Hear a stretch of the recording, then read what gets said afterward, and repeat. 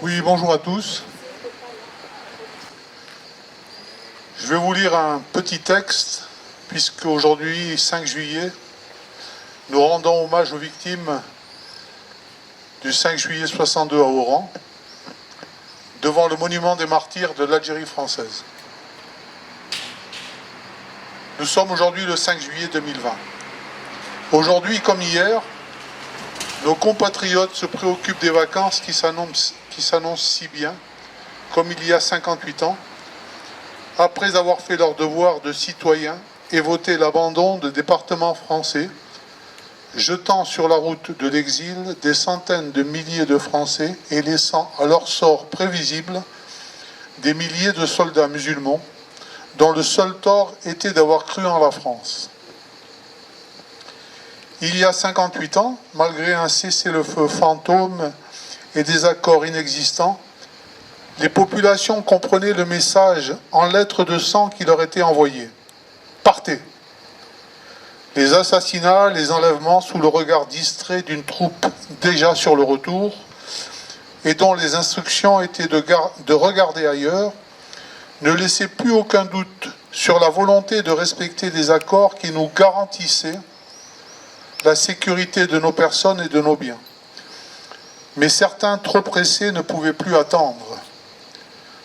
C'est dans cette atmosphère de meurtre et de rapine qu'est arrivée l'incroyable et impardonnable journée du 5 juillet. Les Oranais partaient déjà en nombre, comprenant le peu de confiance qu'ils accordaient à des promesses faciles. Et ce jour-là arriva le summum de l'infamie, le crime total, l'impensable tuerie, sans aucune raison, sans provocation. La foule chauffée à blanc s'est abattue sur tous ceux qui étaient européens. Ce fut ensuite des heures beaucoup trop longues de tuerie sauvage, de cruauté et d'ivresse. Combien de morts et de disparus? Le chiffre exact ne sera jamais communiqué. Mais il est de milliers de victimes innocentes, hommes, femmes, enfants. Bien sûr, les milliers de militaires basés autour de la ville, ayant eu des retours de ce pogrom, attendaient des instructions. Elles arrivèrent de la part de celui dont l'année 2020 est consacrée, le général de Gaulle lui-même, et qui, informé de ce qu'il se passait à Oran, a répondu « Surtout, ne bougez pas ». Et oui, notre grand homme de l'année, après avoir fait tirer dans la foule le 26 mars, a laissé ses compatriotes se faire égorger afin de ne pas relancer des hostilités avec le FLN. Peut-être avait-il en tête son besoin de faire éclater sa bombe atomique dans le désert saharien, qu'il avait certainement dû négocier.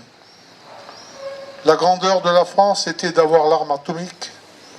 Le sang des Oranais et des Pieds Noirs en général était le prix de cette grandeur gaullienne. Le 5 juillet a ajouté une raison de plus de célébrer l'homme de l'année. Après les mensonges, les parjures, les meurtres, il avait ajouté la lâcheté. Ainsi s'écrit l'histoire, avec une gomme. Le sang des innocents n'empêche pas les faussaires de dormir. Merci. Je peux rajouter 2 petits mots, simplement pour dire que les croyants que nous sommes, enfin, tout au moins pour ceux qui le sont, ont au moins la certitude que le crime envoie directement en enfer. Et tous les responsables de ces tueries y sont. C'est une certitude. Merci.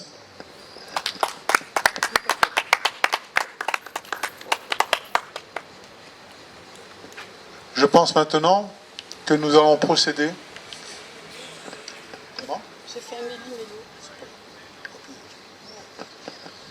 Nous allons procéder au dépôt de gerbes.